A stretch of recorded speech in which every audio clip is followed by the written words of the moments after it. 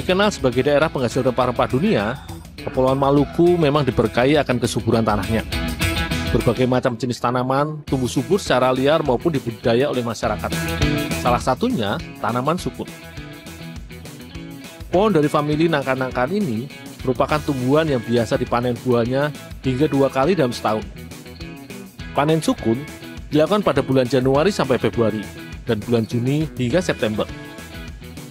Dalam satu pohon sukun dapat menghasilkan hingga 200 buah per tahun.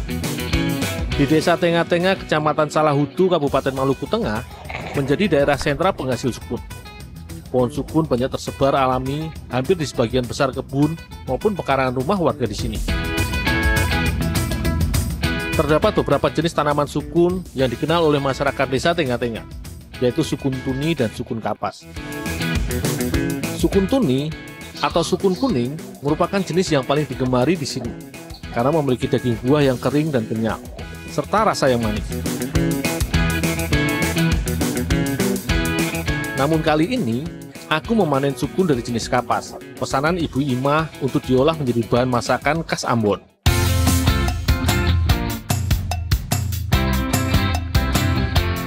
Sebelum diolah, aku bersama Ibu Nurma mengupas kulit buah. Buah sukun ini sebenarnya merupakan bunga betina tanaman sukun yang bengkak. Bila diamati, buah sukun kapas memiliki tekstur kulit yang hampir sama dengan buah nangka. Bentuknya yang bulat dengan tonjolan-tonjolan kecil menyerupai duri di seluruh permukaan kulitnya. Duri semu ini menentukan tingkat kematangan buah. Semakin rapat atau menonjol durinya, berarti menandakan bahwa buah sukun masih muda. Dan sebaliknya, bila duri renggang dan membentuk bulatan besar, berarti buah telah matang. Selain bentuknya yang mirip dengan nangka, buah sukun ini memiliki cukup banyak getah. Karena itu, buah sukun harus dicuci terlebih dahulu hingga bersih. Buah sukun biasa dikenal dengan istilah breadfruit oleh bangsa Eropa karena tidak memiliki biji dan tekstur daging buahnya yang empuk menyerupai roti ketika diolah menjadi makanan. Di berbagai daerah, biasanya masyarakat hanya mengolah buah sukun dengan cara digoreng atau dibuat keripik.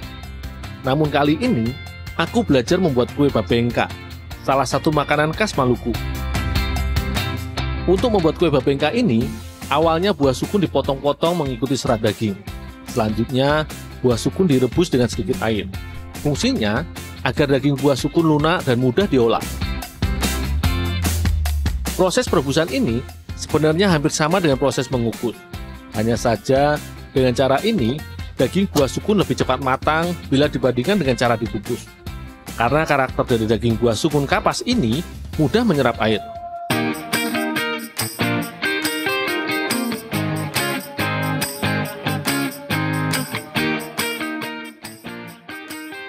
Setelah matang, buah sukun harus segera ditumbuk selagi panas. Buah sukun kapas memiliki tekstur daging yang cenderung lebih kenyal bila dibandingkan dengan sukun gundul atau sukun yang biasa aku temui di Pulau Jawa.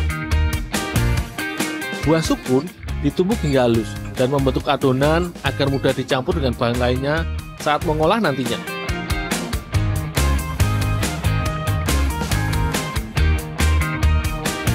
Bu, sukunya udah siap ini, Bu? Ya, silakan campur.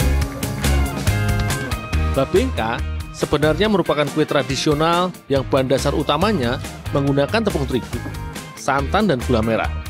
Namun kali ini, aku belajar membuat olahan kue babengka hasil kreasi Ibu Imah dengan bahan utamanya sukun yang aku panen tadi.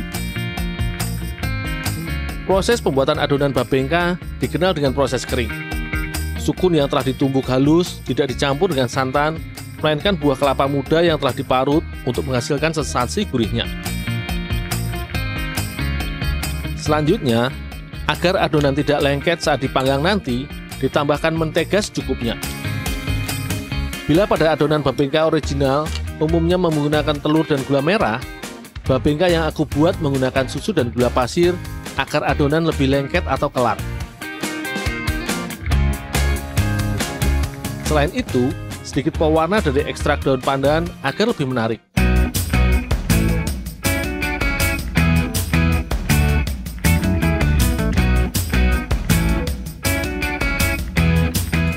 Dul, matiin apinya sudah. Oh, ya Bu. Cepat.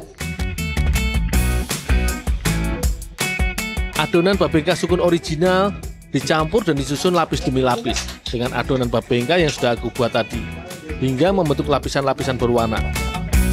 Semua bahan ini diletakkan dalam loyang cetakan yang sudah diolesi mentega agar adonan tidak lengket saat dipanggang nanti.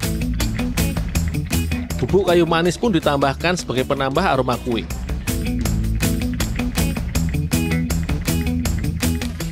Dok, ini dipanggang ya. Oh ya Bu.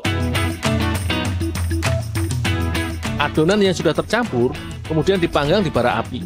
Agar matang merata, bara api yang terbuat dari sabut kelapa juga ditutupkan di atas loyang.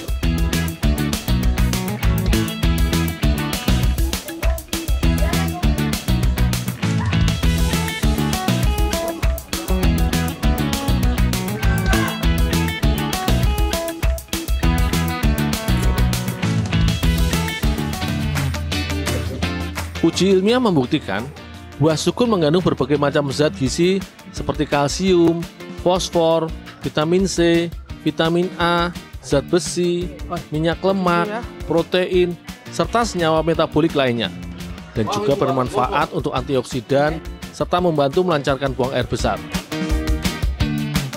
Tak heran jika sukun menjadi bahan alternatif pangan lokal karena kandungan karbohidratnya serta kaya akan manfaat yang baik bila dikonsumsi bagi tubuh.